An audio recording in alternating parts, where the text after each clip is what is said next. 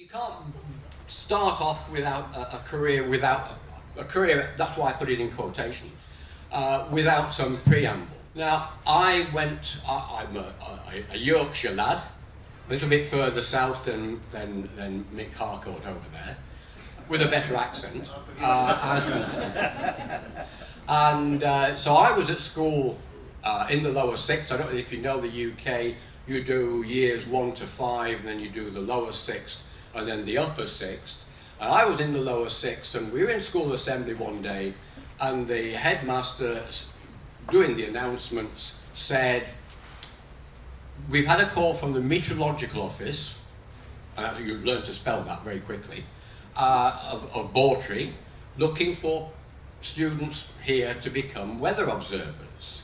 And I was at the time at school, I think I was sort of bubbling up to here, the back of the eyeballs with school.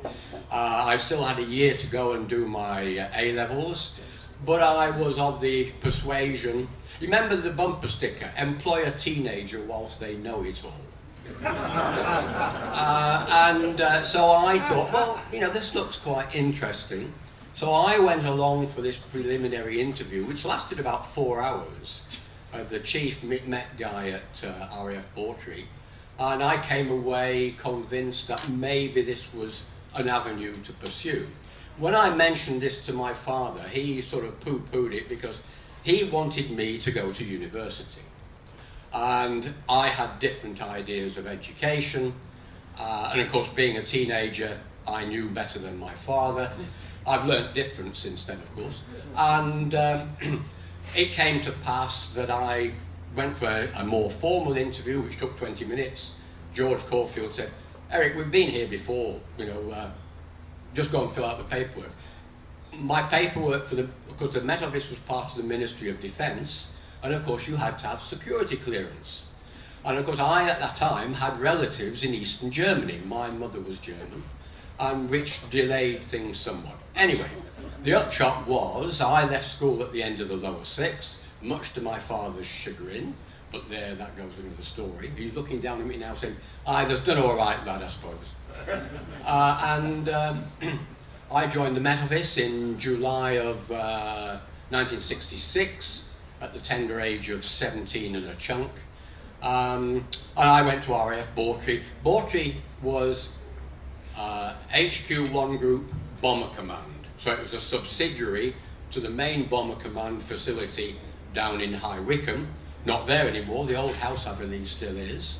And I did 2 weeks there under the tutelage and guidance of a guy who said, the more you learn from me and this organisation here at Bawtry, the easier it will be at training school. And so it came to pass. I did my 2 weeks at Bawtry, and then I went down to Stanmore, the Met Office training facility there, where they taught meteorology in various degrees, but predominantly to become a weather observer. Now, it's a dying breed. I think it died a number of years ago. Automatic systems now have taken over much of the role. After my 8 weeks or so at training school, I was posted to RAF Scampton. To give a bit of insight into the Met Office, when I joined, the number of staff was about 4,500, 4,600 people. I believe now, and I've been retired 14 years, I believe we're down to something just over 2,000. Of course, as Bruce said earlier, there are more bean counters now than there were then, rather than operational meteorologists, I suspect. And meteorology is diversified into climate change, global warming, pardon me, and all that sort of business. So when I first joined, the little pamphlet front cover was working with weather. I still have that from 1966. You'll notice something, the dress, the trousers, the width thereof, causing sonic booms in high-speed winds. So we've all gone away from that now. And the main Met Office was in Bracknell in Berkshire. The reason it became Bracknell in Berkshire, apparently, when it moved from Dunstable, was Sir Graham Sutton played golf at Sunningdale. that's just how the story goes, and I'm sure there's a large element of truth in that. One thing to note on that top picture, which is not a very good resolution, by the way, that building's now not there anymore. There's a whole semicircle of apartments. Is on the, you can probably see it anyway, but up there is a 42A, Plessy 42A weather radar, which we'll come to in a bit more, talk about that in a bit more detail later.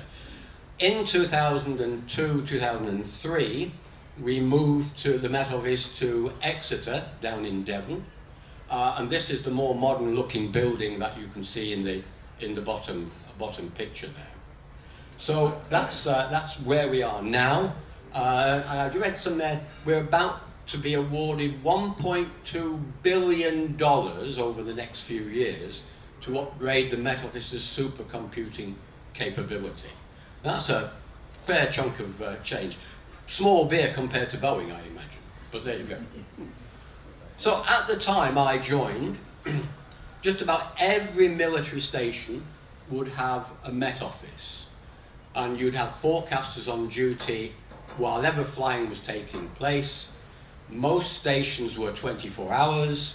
I got posted to RAF Scampton, which I'll go on a bit more about. That was a V-bomber base. I have no pictures of anything of that time. And I observed the weather. And we used to close down at lunchtime on a Saturday and reopen up again at 2200 on a Sunday evening. And then the forecasters would breeze in the morning to do all the forecasts for whatever movements were going to take place that day. And if flying finished, 1800, that would be the end of it, and the poor old observer carried on. Night duties were interesting. Lincoln Edge, vicious dogs on the end of long leads as they patrolled the Vulcan pans. Stories about that are quite legendary. Now we've gone down to about 30, correction, I think we've gone down to about 30 UK1 stations, as they're called, which are manned 24 hours. A number of stations have a system which I part helped design, called SAMOS, Semi-Automatic Met Observing System. Now that system would chunter away doing temperature and pressure measurements, maybe visibility input from a transmissometer and other cloud-based recorders, but if there was an observer on duty, he would put in the amount of cloud heights, cloud types, and so on and so on and so forth. So, like everything in life, it all comes down to this. I don't have sheaves of $50 notes like Captain Johnson did to flash up in my... So we were predominantly associated with the military. We did have some association with the Navy, but I believe the Navy disassociated themselves from the Met Office side of military forecasting in about 1936. Incidentally, the Met Office, or the Meteorological Office, to give it its full title, was formed on the 1st of August 1854 and as an offshoot of the Board of Trade. And this was following apparently a shipwreck off the west coast of England. May well have been Anglesey, which is actually Wales, but we won't go into semantics about that. A number of stations along the west coast would, I guess, telegraph their information in and provide an initial, if you like, for want of a better term, the shipping forecast that came out of that. Anyway, I did my training, and I ended up at RAF Scampton, and that's the only picture I have of my time at RAF Scampton. That was Lancaster Queenie, was the gate guard there. Now there's a little story about those two Grand Slam bombs. When the station was first closed down, I left in 1969, one of those bombs was found to still be live.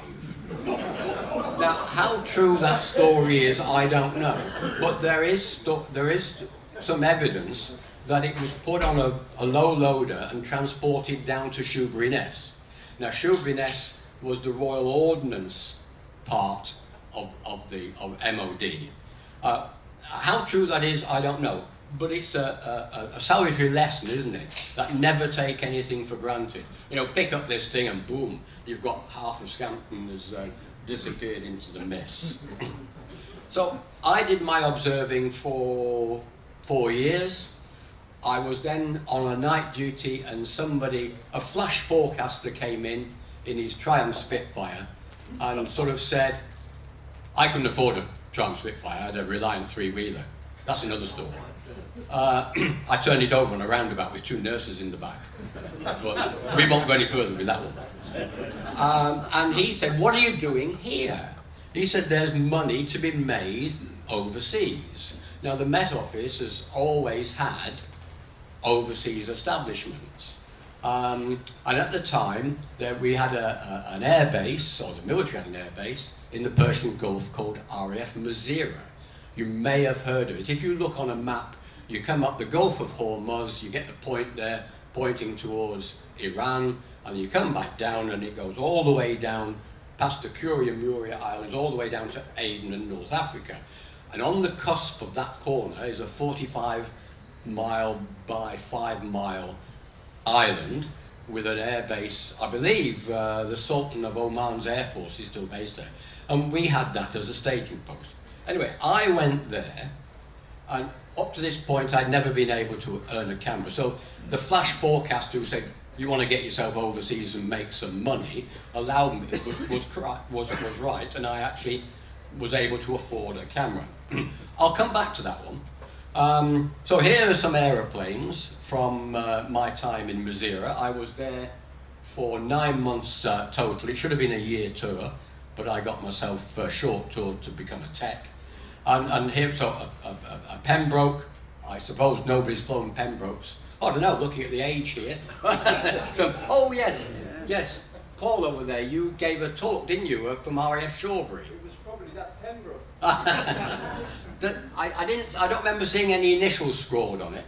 The interesting thing about the Vulcan picture, if you look carefully,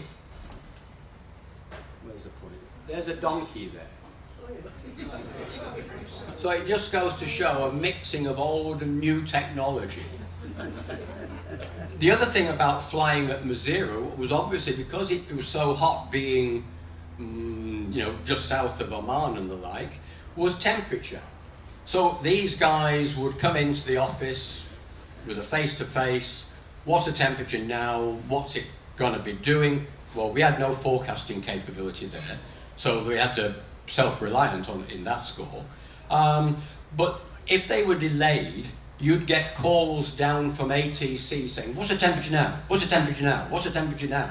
And you'd rush out to the Stevenson screen in the enclosure, take the look at the temperatures, come back in, relay that to ATC, and they would relay it back to the pilot. Oh, and there have been some occasions where literally the wheels have left the checkerboard at the far end of the runway. It's been that close. I then got a detachment. I wasn't asked, I volunteered. Foolishness of youth again. A signal came down, because we all had signals in those days, you didn't pick up a phone, you went into the RAF comm centre and they would type out a message and it would go up to Near East Command in Muharraq, Bahrain, and an edict came down looking for somebody. The guys at Met Office Salalah, which was down the coast somewhat, and the home of the Sultanate of Muscat and Oman, were getting a bit sick of small arms fires and being mortared. No word of a lie, this, and so I said, oh, that seems like an interesting thing to do, I'll go. So I was duly shipped down there, and in fact I went off on the air officer commanding his handover. He happened to be going down there, so I hitched a ride on that.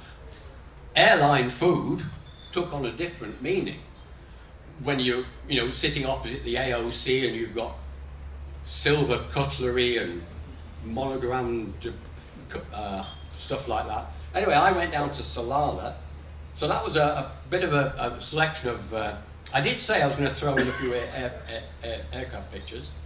And then, as you can see, Salalah was a very rough place. The camp was about a quarter of a mile square, and we had various aircraft come in. The short Skyvan was belonged to the Sultan's Air Force.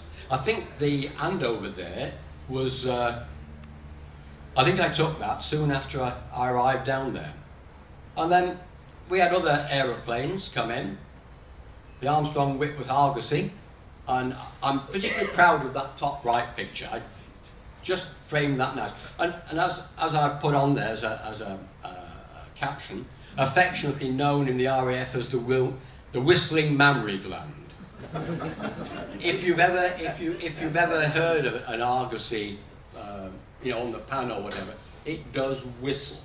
And if you look at the side profile, you get the other idea of where the term affectionately comes from.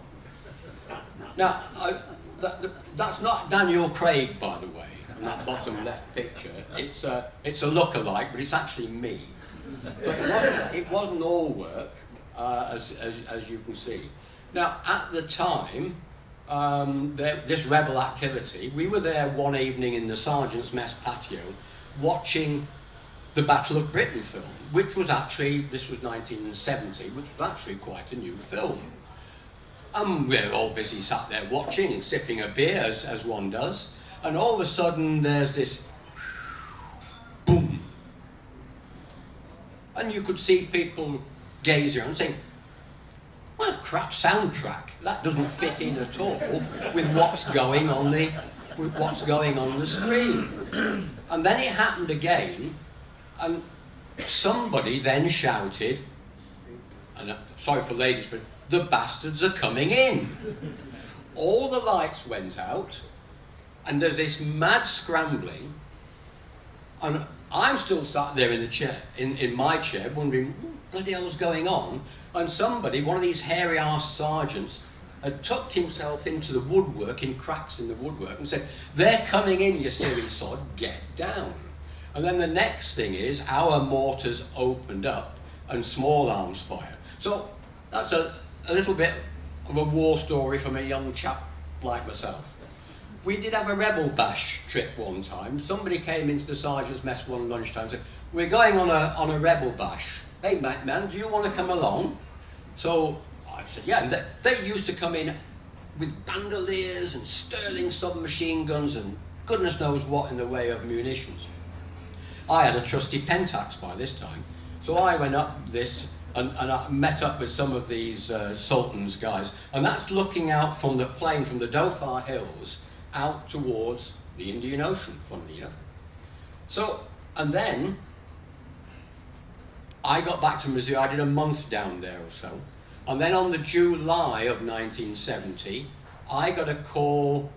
Funnily enough, I was in the bar. I got a call to say, "We need some weather observations. We've got a special aircraft coming down from Muharraq, going to Salalah."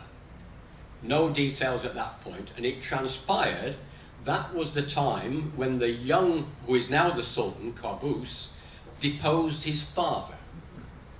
What a family.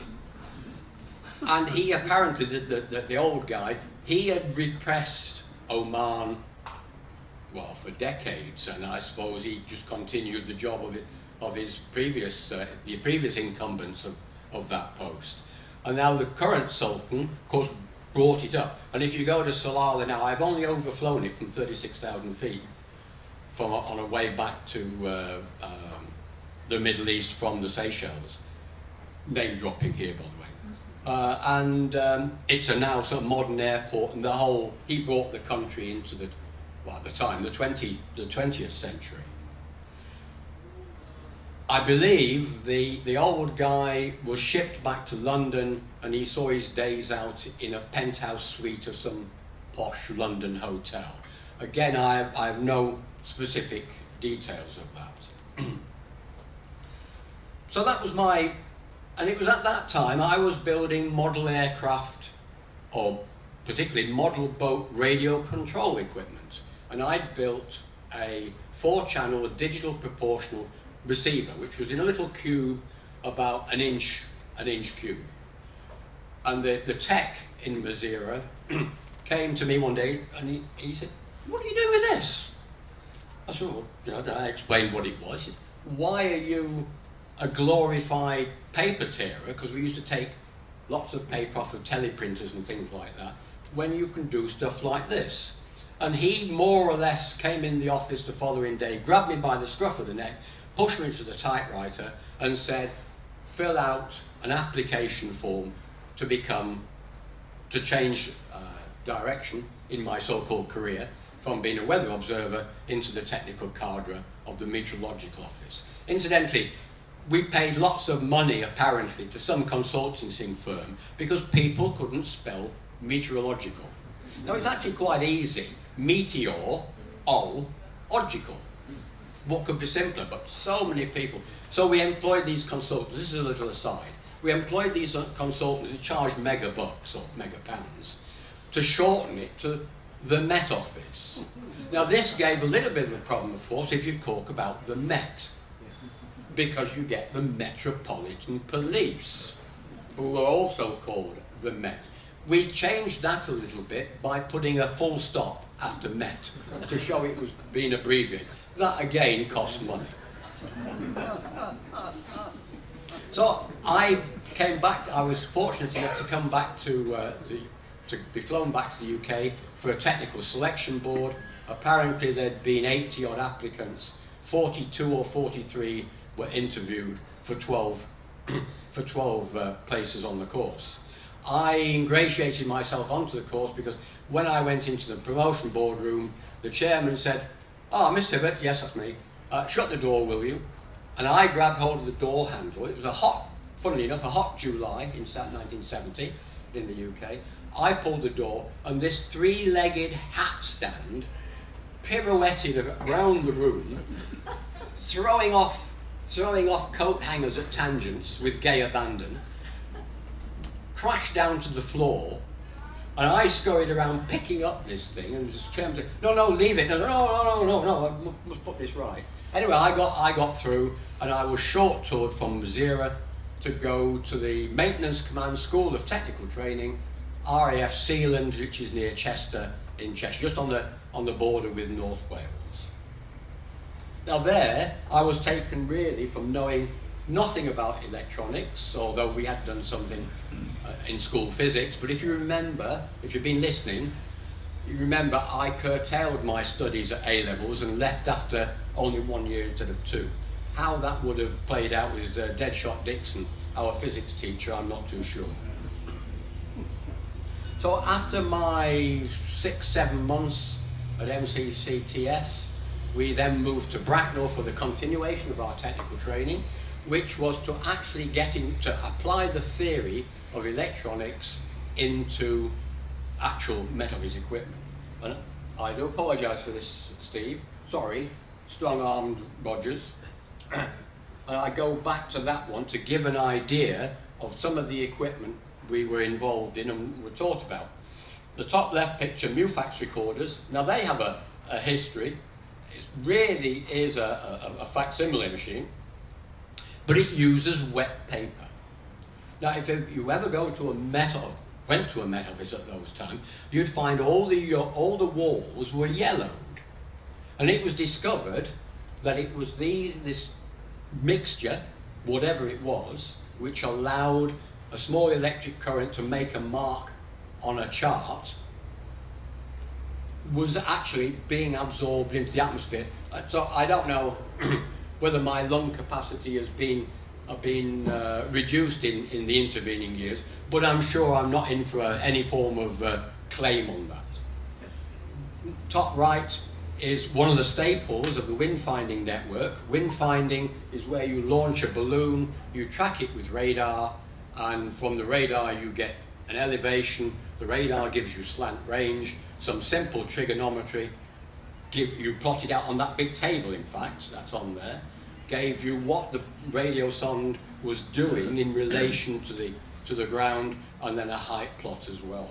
That was quite a staple piece of kit. If you remember from the first slide, I said about the Met Office weather radar on the tower at Bracknell. Well, here is one on the top of the CWS building in Manchester. I do have a picture which if you turned it round, the radar, it did say on the back, dirty radar, because it was absolutely filthy. Because we were, I think the 34 floors were the habitable floors, and then we were 2 or 3, in effect, floors above that onto the roof. Now, just to give you an idea of what all this crap in the atmosphere was, bearing in mind this is 71, 72, that picture is looking down onto the centre of Manchester on the same time as so, you know, the Mancunians were breathing a lot of that stuff in, as was everybody else at the time. The Clean Air Act sort of cleaned that up a bit. So let's go back down to Madeira, Salalah, and then after technical training, I volunteered. I'm good at volunteering. Always cost me money. I volunteered to go to RAF Gan. Now, some of you may have heard of RAF Gan. It was a staging post. Oh, go away, Paul. In the middle of the Indian Ocean, 41 nautical miles south of the equator. But before you went there, you needed more specific training. And so I went up to the radio sun station in Stornoway in the Outer Hebrides. And that was an old GL3, a gun-laying radar, which in today's health and safety environment wouldn't be allowed. You know, you had 4 kV on 4BA Ross and Courtney's connection. Don't, careful what you do there. Why? It's 4 kV there. Ooh. And you know, shrink back from that. And then in the background, on the right-hand picture, from the 2 dog's ears of the paraboloids, is the COSA 353 dish. And that was an interesting exercise up in Stornoway, because if you stood at its focus and you pointed it down to the terminal building, you could hear what people were saying. Which was a quite interesting phenomenon. So after that, after my time, I came back from Stornoway, got married, and went out to RAF Gan 6 weeks later. Now, you might think, well, you've only been married 6 weeks and he's clearing off to the middle of the Indian Ocean. Where's my $50 notes out of my pocket? Very lucrative exercise. Now, for those of us that have been, that's Adu Atoll. Now, it's the southernmost atoll of the Maldives. You're about, I can't think of the distance, up to Mali. And then below that, of course, you have the little archipelago of Diego Garcia, which I think was about 250 nautical miles south of that. Now, that depiction there on the top left is of the island, and that's taken from a photograph of the Blue Lagoon Route Transit Hotel, which was the stopover point, where certain airmen used to go and hang their tongues over the fences when the VC-10s came through with young ladies on board staging out to either Singapore or Hong Kong. The next top right there is an Admiralty map of Adu Atoll, and it's a salutary look at it. When you look slightly at that bottom left there, RAF Gan, incidentally, is that splodge on the extreme bottom there. I'm sure you can pick that so down here, so that bit there, that's where the airfield was. And of course, as you can see from that bit, I was going to say, you look at that Admiralty chart, and you're only a mile offshore, and you've got 1,068 fathoms.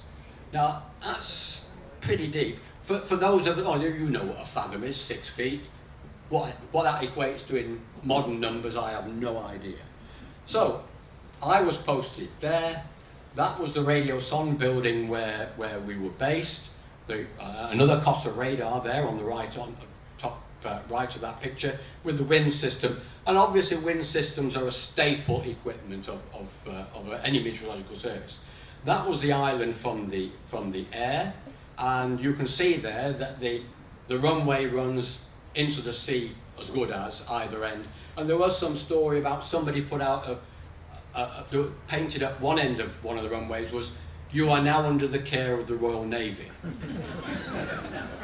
So the radio Son station was out in the Bondu up here, and then another weather radar down there in the bottom right. If you look at this has all been modernised now. There's a 1,500 foot extension to the runway. They dredged, and it's all now modern. I have been back once. I went to fix a radar there one time. I think it was about 1990, and was amazed at the transformation. The sergeant's mess then became, or what do they call it? There was some hotel, and it was interesting that the Maldivians were very good constructors, because if you had a shower, all the water drained out from the shower into the room. So I had the mop-up exercise afterwards. So here's some of the kit. There's a radiosonde balloon being launched. We were quite unique in that part of the world, and we did have one night. We decided to do a radar check, and the balloon, actually, we tracked it after the balloon burst at about 80, 90,000 feet. We suddenly thought, this is coming back. And it actually landed on the reef. And somebody weighed it out, not very deep, recovered the radiosonde package, we cleaned it all up, launched it again the next day, and never saw it again.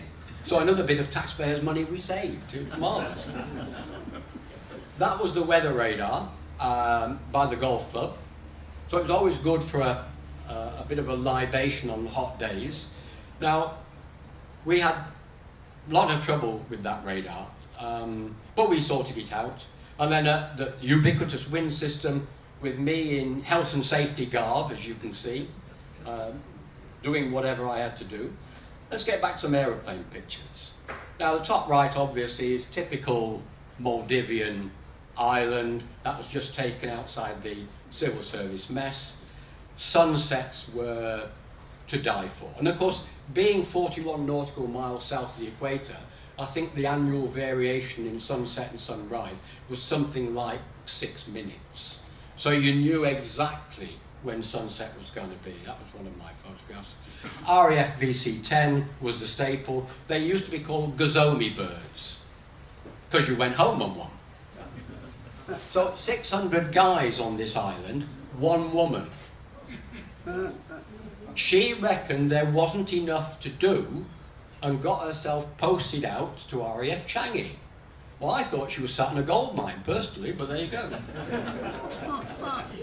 So you could see, we had, typically the temperature was 80 degrees. Sea temperature was much the same. But boy, when it rained, so you could see, so the weather radar was a very, very vital piece of kit. The RAF pilots used to say, if you took off from Brize Norton and you went high enough, you could hear the NDB on GAN.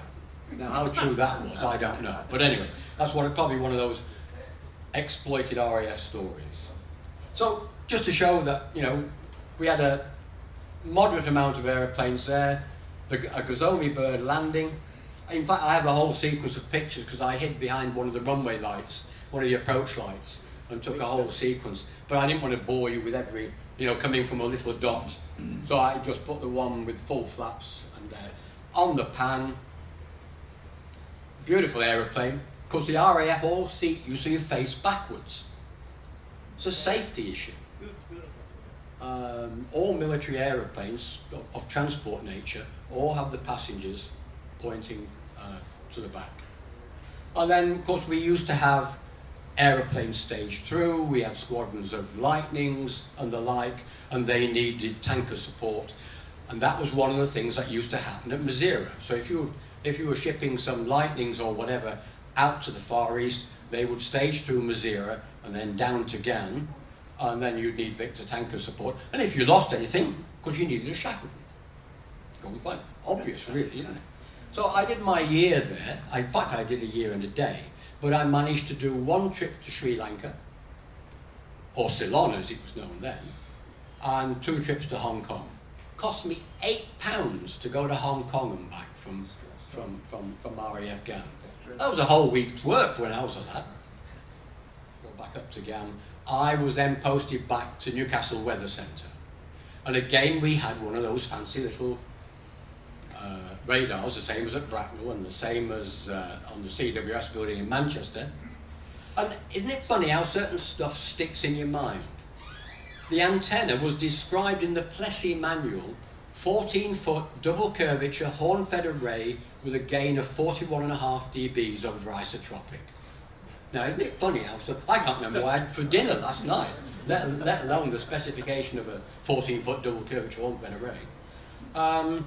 One of the things about the radar at Newcastle Weather Centre was it looked, if you were interested in football, it looked down onto the Castle Leazes end of Newcastle United's grounds. And so I was there for, we had a couple of years. We had the usual gamut of wind systems, RAF stations, Linton-on-Ouse, Emily Moore TV mast. We had an anemometer there, not on top, I hasten to add, and other such things. I then graduated from there to the Royal Signals and Radar establishment at Malvern, which anybody older will recognise that as being what used to be called TRE, the Telecommunication and Research Establishment, and was a prime mover in the in getting radar into being after the Second World War. One of the things that we did there at the Met's Research Unit was we kicked off the fledgling UK weather radar network. If you see a map of the UK and the disposition of the radars, the weather radars, they all interlock and they cover just about every square mile of the country. So we had this unit there, and then we used to do projects. We did one down on the Gower Peninsula studying frontal rainfall under Professor Browning, and we would go there down during the week and look after. We set up all the kit, looked after it, go down here.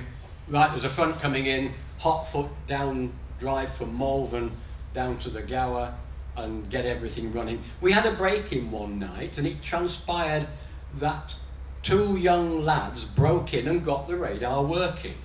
Now, the 15-year-old was the bruiser, and the 12-year-old was the brains. He actually got the switches, worked on the well-known grope and hope principle, and started generating pictures from the weather radar network there. So that was a time I got interested into digital electronics and so on and so forth. And I was the main man for the Jasmine data store. So the pictures would come back from the radar, they would be digitized and stored in this long, it was a loop store, not, all electronics, and display so you could go back and forth between the various pictures. Okay, also at Malvern, just down the road at R.A. Pershaw, there was a Würzburg radar, which apparently we commandeered at the end of the Second World War, and to help our efforts, we had it there. I then got myself elevated again, I'm still only 5'9", and I went into satellite meteorology down at Bracknell. Now, if you progress in any form of career in the UK Met Office, then all roads go to Bracknell. And that was the first building that I showed on that first slide. There I was involved in the stratospheric sounding unit, which was an instrument which was flown on one of the NOAA polar orbiting satellites and measured, funnily enough, temperatures in the stratosphere. I suppose the advent of remote sensing, really. So much of it is done by that method these days. And that was the first time I went to the States. Went down from Bryce Norton to Washington, and partly oversaw the integration of the instrument onto the actual satellite, which was quite as you get in the gist, I've been involved in all sorts, none of it licorice. So after that, I then moved into a more of a management role and into instrument development. And I moved from the main building at Bracknell.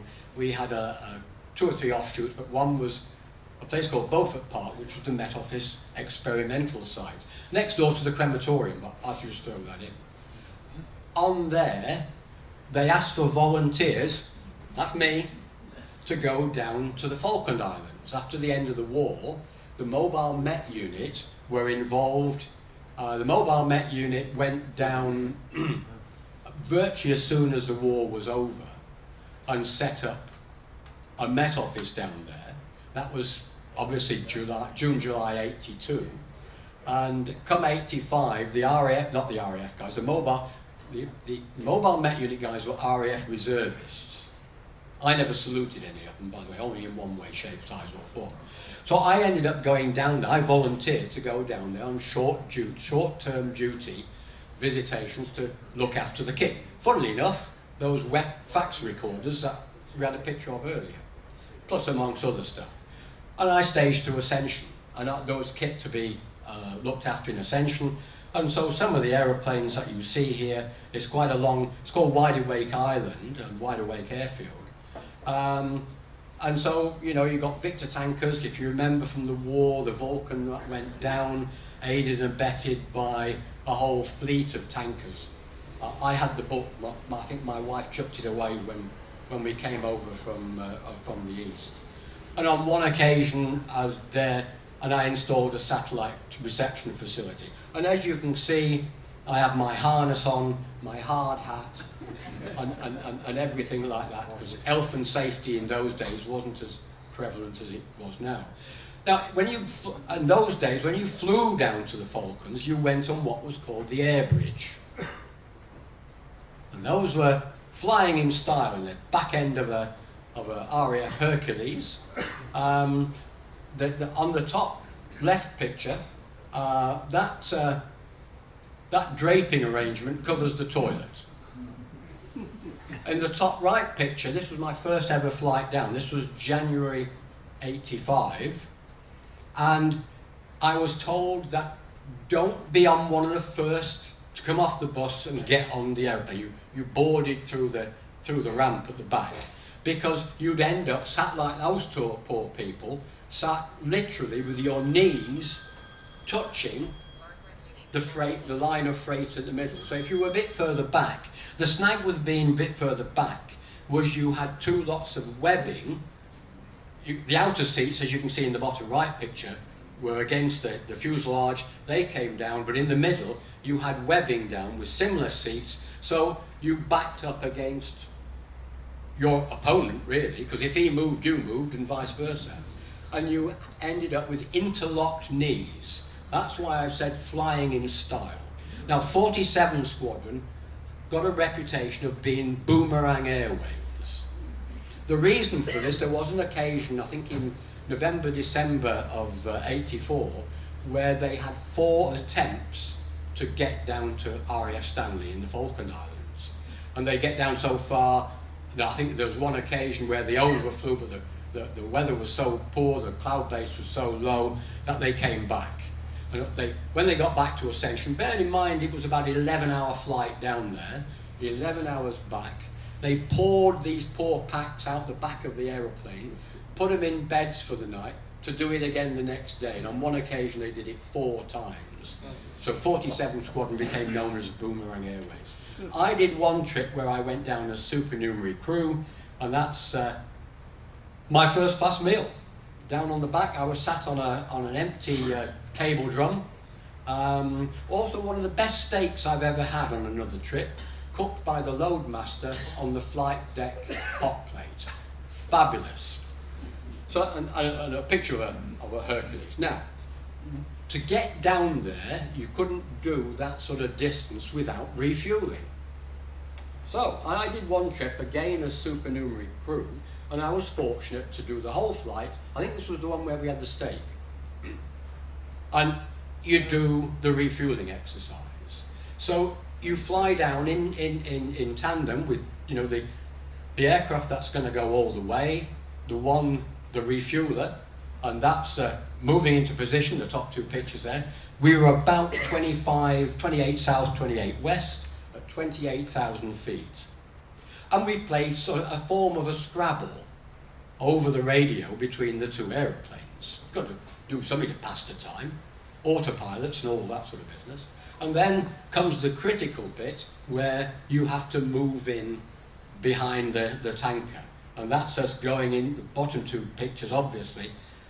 So I'm looking over the captain's right shoulder at this point, and the basket, the drogue and the basket is deployed, and you move into place, and you get closer and closer, and you're aiming to put that probe in that basket. At night, the basket has lights all around. I don't need to tell you guys that. And if you look on the top right picture, there's two red lights. Now, to be able for fuel to flow, apparently, you had to probe the basket and then push it forward about 6-7 feet before fuel would flow. Now, on the first attempt, the guy didn't quite make it, and we glanced off of that, so he's back. By the way, the pilot was sweating conkers at this time. I mean, it's quite a tricky bit, because if you think about it, and I don't need to tell you this, you've got an aeroplane here, you're here, and the slipstream from one, you're just below it, so you have to be a bit careful. Anyway, the guy put the probe in the basket, pushed it forward the requisite amount, and fuel started to flow, and you can't quite see on either of those bottom two pictures. There's a green light which says fuel is flowing. Now, one of the issues you've got, of course, is you've got an aeroplane divesting itself of a large amount of fuel, so it gets lighter, you're taking in fuel, so you're getting heavier, so maintaining that. So what they did was a manoeuvre they called tobogganing, and you toboggan down, and we ended up at 14,000 feet. So we lost 14,000 feet in that exercise. I have to say, I just sat there, camera, action, no lights, taking pictures, and I had no idea how long it took, but it must have been 25 to 30 minutes. And as I say, the pilot was really working hard for his money. And then the job was done. We said goodbye to the refueler. He turned off on to the left, started the 6-hour or so flight back to Ascension. And as I say, there probably a well-earned beer or two. Job well done. So down the Falklands, again, this was 85, so 3 years after the end of the war. I did a number of trips. There's a picture of RAF Stanley. The Met Office was in the base, and it was partly the old terminal building. Adjacent to that, we had this, what would you call it, a field kitchen, I guess. And they called it the Pack-Away Palace, because the troops would go in there, pack it away, and clear off, back to whatever duties. There was such camaraderie down there at the time. It was a totally can-do attitude. You'd see somebody in the bar in the Coastal, you'd say, I've got a problem getting a bearing off or something. Oh, you need to go and see the SN Joe, he's that guy there. So you go and see him. I'm Eric Hibbett from the Met Office. I've got this problem on a fax machine, I need to get this gear off or whatever it was. Come and see me down Spandrel Alley, as it was called, and we'll sort it out. So that's the only particular map I have of the Falklands. And then we lived on one of these floating hotels called a Coastal. So you had a 2-man room, which was the width of a bed twice, and about the length of a bed and a half, with blacked out windows, because the Argentinians were still whatever. Having said that, they hadn't got much to fly, because as you can see on the bottom right picture, we've got a number of them on the old Stanley Airfield. Stanley Airfield at that time was still mined. And I went down, let's say, in the January of 85. In the October of 84, somebody had been bimbling about on the airfield and got his leg blown off on a mine. So I had to go down to the wind system. So I got this route, minimum vegetation, from the ATC building down to the culvert, which ran either side of the runway, down to where the wind system was, which is about 300-400 yards down towards the, it would have been towards the east, and a track to the wind system. I then used that track every time I did that. You know, whether anything might have happened, who knows. Then the RAF obviously had all these radar sites down there. You may have heard of Mount Kent, Mount Longdon, Twin Sisters, famous battles. Mount Kent was in there amongst them. Mount Byron, down on a southwest island. Interesting place, Mount Byron. It was 1,400 feet, and there was an escarpment came up from sea level, very smooth, up, and the radars were sighted on top of that. Now the wind system there, the vane measuring direction, I've seen it go round as fast as the cups measuring wind speed, because there was one occasion, I think, when one of the radomes got actually blown off. One of my trips, I used to go all over the Falklands with Bristow's helicopters. Here's the famous cemetery at San Carlos Water, just off picture. A picture of me on the road to Stanley. Bearing in mind at the time, there were still minefields as you got towards Stanley, either side of, and that's now a tarmac road. But in those days, that was Mount Challenger on the left. And then one of the radar sites, you can see quite bleak there. You've got togged up somewhat there. Mount Byron on the top left, there you went there with the Bristow's helicopters. If they couldn't land at the radar site, they would BV you up from a point down up the side of the hill. So it was all very basic. We lived in ISO containers.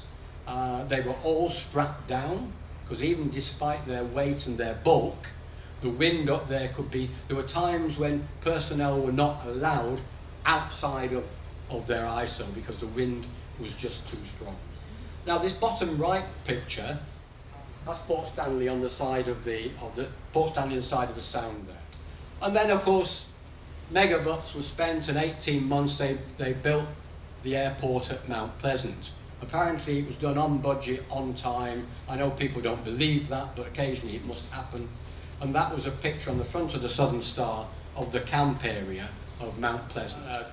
Big long runway there. I went down there on a 747 on one occasion, and I think we had a spare engine fastened to one side, so it reduced the range of it was an old 747. I mean, British Airways weren't going to loan the military a brand spanking new 747, were they? And then we also got into the business of putting automatic weather stations.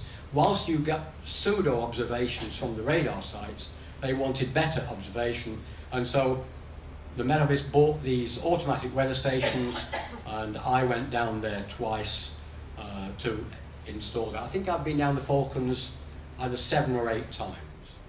Also, my main job was in instrument development, and we developed this instrument in the middle of the bottom left picture with the red digits on it. We used to have a thing called a crosswind resolver, which was all to do with magnetics and things. Now we went digital, funnily enough, and we called that the runway component indicator.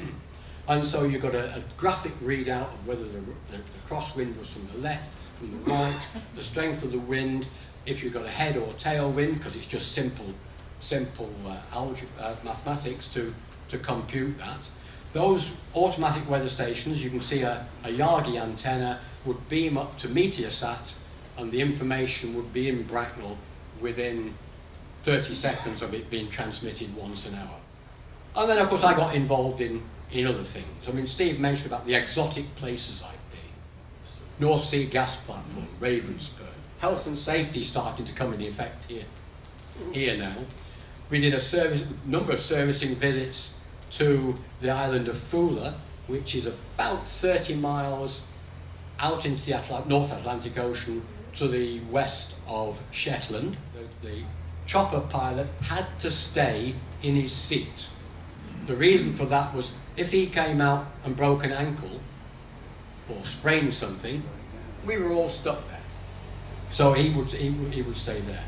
I then got involved in lightning detection and boundary layer wind profilers. Basically, a wind profiler use a Doppler radar, and it measures wind by bouncing a radar signal off specks of whatever moisture in the atmosphere up to about 6 kilometers. So that skip there actually is a boundary layer profiler that we had.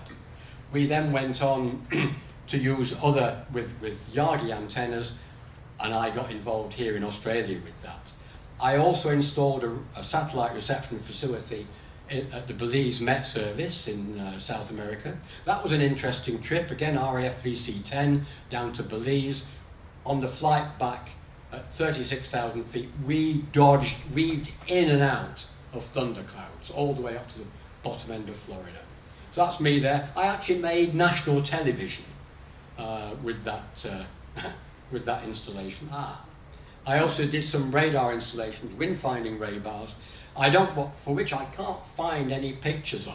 Bearing in mind, for this event, and much to my wife's delight, I've just recently scanned 1,200 slides and any number of photographs. So I don't think you can read that on there, but that says Saddam Hussein Boulevard. Now, I went back again a couple of years later to fix a radar up in northern Zambia, a place called Francistown, and stayed in the same hotel as Michael Palin did on his trip pole to pole. Mind you, I was on my Jaxie, he had an entourage. So they'd renamed it Boulevard Los Angeles, which I thought was that was the walk from where I was staying to the Met Services department. Now, oh yes, I'd forgotten about this. Good slide, this. I was then asked, would I go and inspect a radar? In fact, I did this 3 times. This one is in Brazil, northern Brazil, with a view to repatriating it. It was a same radar as we used in the UK weather radar network, and it was unserviceable. They didn't use it anymore. This was at the rocket launching facility up on the top northeast of Brazil, Alcantara site.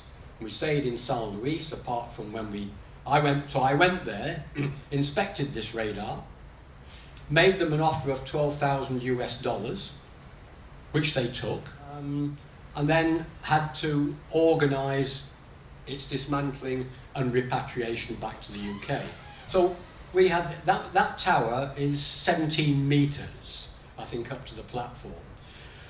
But they wanted to keep the radome in place because there was a big hole in the floor. When we moved the radar, and how you got into the dome, and it rained so heavily in Brazil, much the same as it used to do in GAN, that we'd have flooded the Met Office in one storm. So we had a real tight schedule to do this. Of course, being Met guys, we did our own forecasting and there was weather around, and we identified probably a 3 to 4 hour window, but we had to fix the crane first. If we hadn't fixed the crane, we'd have been stuck there for another 8 to 10 days while they got a new one, or a replacement, all the way around the sound from São Luís to Alcantara, because we went there by ferry across whatever bit it was. So we fixed the crane, and got it. And you can see in that top left picture, we've got the radome off, all marked up, all oodles of bolts to undo. The crane hooked up on the top, which I can't remember how we did now. I think somebody was brave enough to stand on top of the dish and attach the hook. And then we lowered that to the ground. We got the dish itself off, which is on the bottom right picture. And then the pedestal, you can just see the pedestal. So that's what the dish was mounted to. One of the hazards when you go to places like this, I moved the dish on my initial visit, look, and there's this bloody great big tarantula. And I went down to the Met guys below and said, I'm not working up there with that thing there. So they got a mop and bucket and then came down all gleeful as to they'd removed this tarantula. The guy that went with me, I sent him this picture. He said, that's out of a Christmas cracker. Well, when we actually went to do the dismantling, we saw one similar as we stepped in for breakfast. And I said, "Oh, Vic, there's another one of those Christmas crackers spiders here." Oh, you know. So, and I did that 3 times. We did Brazil. I then was asked to go and inspect 2 radars, one in Botswana at the Sir Seretse Khama Airport in Gaborone, and the other one in Accra in Ghana. I mean, you get the gist. You don't need to see pictures of me really getting my hands dirty. Then I retired and came out to Australia, and because I'd been involved in wind profilers, I was approached by a company in Adelaide called Aptitude. Would I like to be involved in installation of profilers for the Bureau of Meteorology? So the top left picture showed the ones I was particularly involved in are the green ones. They're the big STs, 144 antenna arrays. So I've seen a fair bit of Australia. I mean, I even spent 3 weeks in Tennant Creek, for crying out loud. And Halls Creek. Well, how many people stay for 3 weeks in Halls Creek?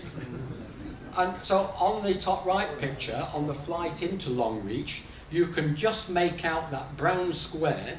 That was the base or the site laid out for our administrations. So the town of Longreach, as you can see, is up in the top right there.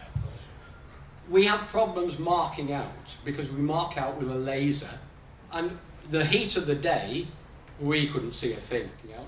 So the main man, Chris Adami there, I said to him, well, why don't we go in very early? So we went in and marked the whole array out in about an hour and a half at dawn, and it went like clockwork. The other problem was the heat, 49.5 degrees. We were under shade, so that's the actual. I mean, it's a Mickey Mouse thermometer, but if it's a resolution of a degree or so, it was hot. And then, as you can see, at top left there, there's 144 antennas there, and we made every one. Each one is like a band 3 television antenna mounted vertically. What we replaced at Longreach was that wind-finding radar. I can't remember the name of a Mark II. With the weather radar at Longreach in that golf ball, quite visible from the road, from the east-west road. The installation we did at Tennant Creek, we had some bushfires there, and that cloud of smoke generated into a pyroclastic QNIM, and we got inundated later that day. This other one is at Coffs Harbour. We ordered 2 Big Macs from McDonald's for lunch, and they sent us those. Don't know how we got that order wrong, it wasn't on their list. And then just as a throw-in, the Met Research flight based, or used to be based, at Farnborough, the Canberra there on the top 2 pictures, and then we had the Hercules. That nose probe is now in the street of the modern Metavist building. And of course, instrumentation at the end of that probe is measuring stuff totally and utterly undisturbed by anything. And I emigrated over here, from New South Wales, how about that? 2.5 years ago, and I took up flying, and my final picture, learning to fly here. And that was my first solo, 9th of April last year. And I still haven't got my RPO, but I'm working on it. I thank you for your time and attention.